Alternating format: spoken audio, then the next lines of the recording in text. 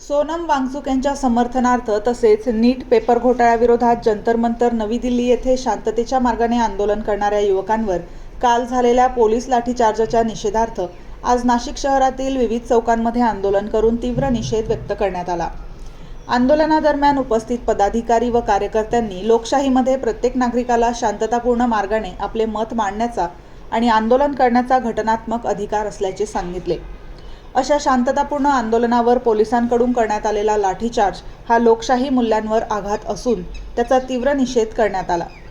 यावेळी केंद्र सरकारने या संपूर्ण घटनेची निष्पक्ष चौकशी करावी, लाठीचार्जसाठी जबाबदार अधिकाऱ्यांवर तात्काळ कारवाई करावी, तसेच आंदोलन करणाऱ्या युवकांवरील दडपशाही थांबवावी अशी मागणी करण्यात आली। लोकशाहीत जनतेचा आवाज दडपण्याऐवजी संवादातून प्रश्न सोडवावेत असेही आवाहन करण्यात आले।